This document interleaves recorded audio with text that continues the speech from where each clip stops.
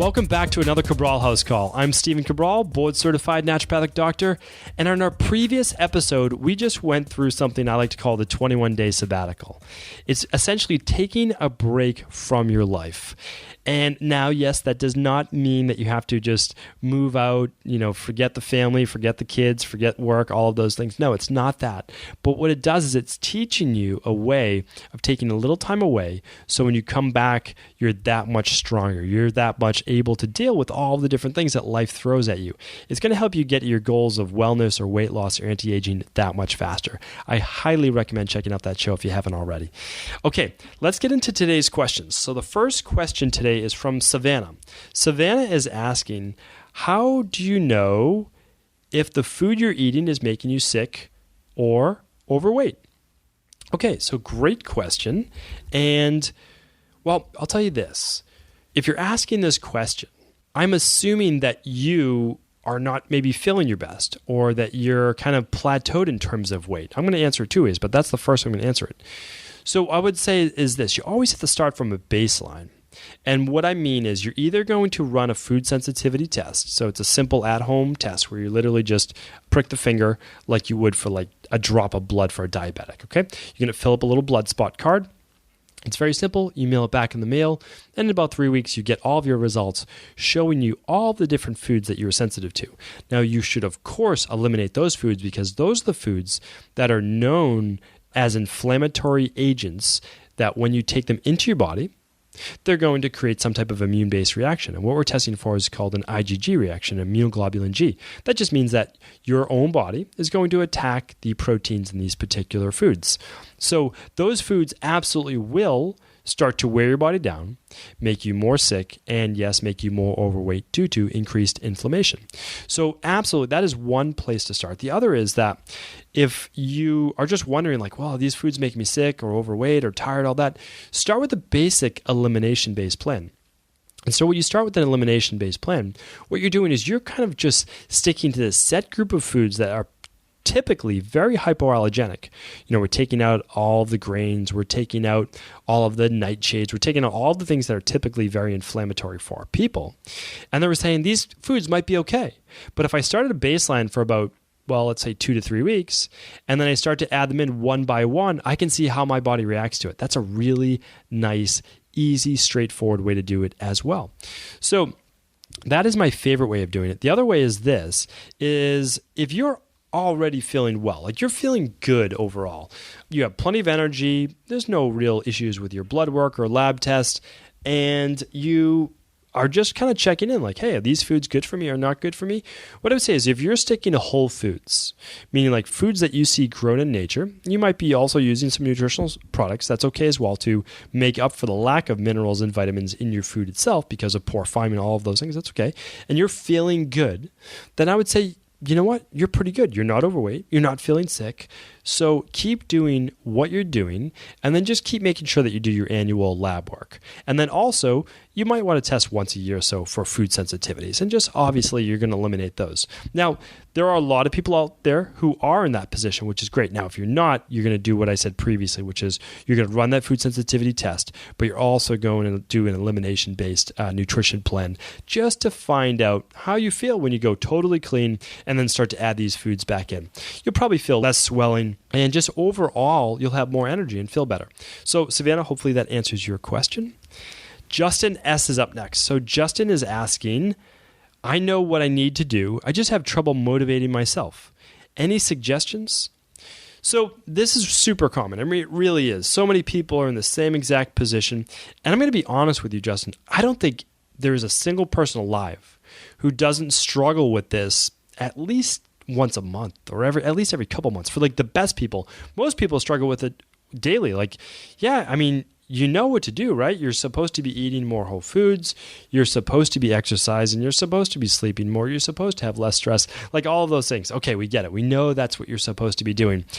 However, it's like, how do I get myself to do that? What is the magic formula for doing this? So the hard part is this, Justin. I've gone through it myself without a doubt. And it's that in the beginning, you're not going to be motivated. You can't wait for that motivation. You need to find something that's going to be the motivator for you. Meaning like you need that big why. I always talk about like, why am I doing this? Okay, like I'm doing it for my health. Okay, great. Well, a lot of people don't care necessarily as much about themselves. They say, okay, I'm going to do it for my family. But then sometimes that still isn't even enough of a motivator to say, well, I want to be around longer for my kids, or I want to have more energy, or I want to do all these things. But it's still not giving them, that push that they need. At that point, I really recommend either working with a nutritionist, a health practitioner, or some type of accountability partner. Maybe it is, again, just a spouse or a sibling or a coworker, and you both decide that you're going to do a detox or a nutrition plan or an exercise program or something together where one person has a little less motivation, the other person is going to pick them back up. It's just so vitally important. And that's why, one of the things we say is it's always better when if you can, I mean, it's probably not the majority of people, but at least 25% of the people are doing our 7, 14, or 21-day detox as a starting point, as that kind of like that jumping off point, because like it's exciting. You get this big package in the mail. It's very clearly spelled out how to do it, and you can stay with or on track either the emails that we send you on a daily basis, part of our challenge, or you can do it with, again, friends or family are all doing the same exact thing. But you can do the same thing with a new exercise program, with working with a nutritionist, all of those different things. But I really believe in the beginning, you have to get that, ball rolling. And sometimes it's a little too heavy to push on your own. So if you've been struggling at this a while, it's time to kind of bring in a little bit of help. That's my opinion. It's my suggestion. It's what I've seen work best. Now, if it's just kind of like you're in a little bit of a slump, well, you can see if it passes by reading some, self-improvement based books and things like that. But if it doesn't, you do need to get going. And so it doesn't have to be forever. Maybe you just work with someone for 4 to 6 weeks or maybe 12 weeks to really give you that push. So Justin, let us know how that works. Definitely email back in. Let me know how you did. All right, Palwasha is up next. She is asking, any advice for someone that can't seem to stick to any one diet for more than a couple weeks?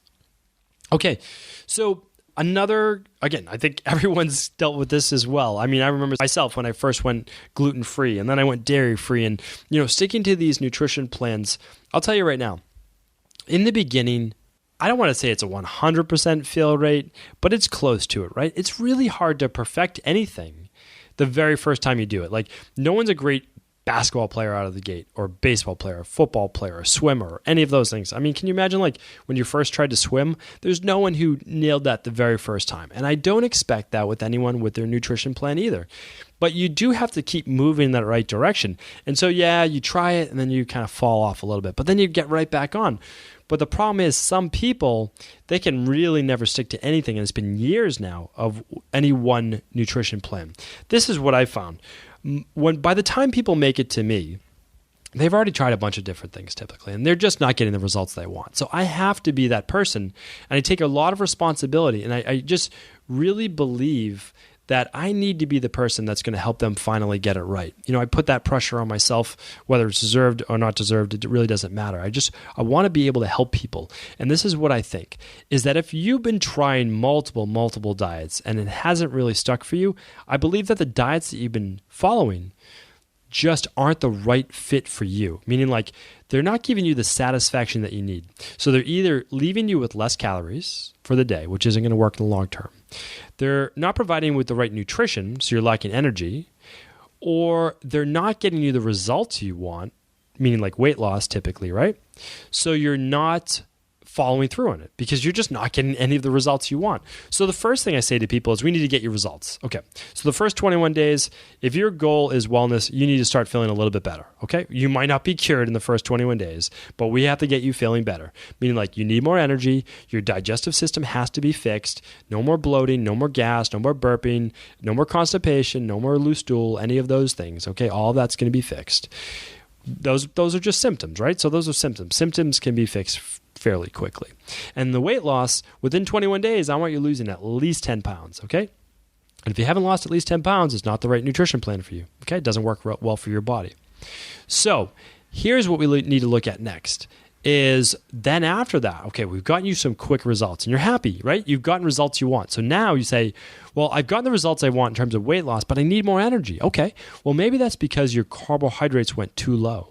And so then we just tweak it a little bit. Say, okay, maybe you need more carbohydrates at breakfast. We're going to add some good quality fruit to your smoothie in the morning. And then that's enough to give you that boost. Or you say, yeah, that helped, but it's still not enough. Okay, well then maybe we add a little bit more of good carbohydrates for lunch, but we still have you're losing weight. So you have to just see, like, there typically is a diet plan that's going to work great for most people. And that's what we start with. That's our Fatlocity, basically. That's our plan or our detox. But then you need to be able to tweak it based on bioindividuality. And that's how we show people. Meaning, like, if you're good with veggies and a vegan-based protein or a meat-based protein or fish at a meal, and then some good fat, and you never really need any sweet potatoes or parsnips or yucca or any of that at a meal, and you're good with that, well, then that's good. That works for your body.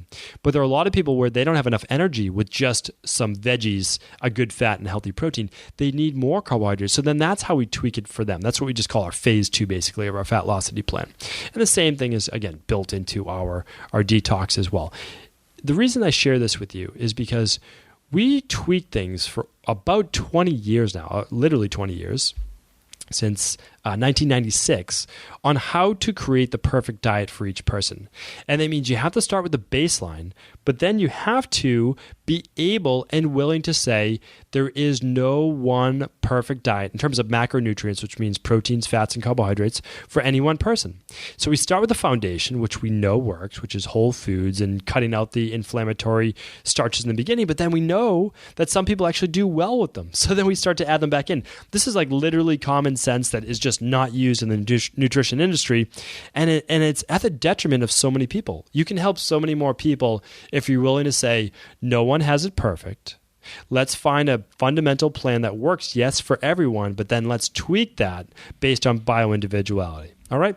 So Palwasha, hopefully that answers your question, but it basically means that you just haven't found the plan that works for you. And if you do find a plan that works for you for those first 2-3 weeks, it probably is the plan for you. Then you just need to make subtle tweaks to make it fit your lifestyle. And a lot of times it just means like someone just wants to have 1 or 2 cheat meals a week, but then stay on the plan.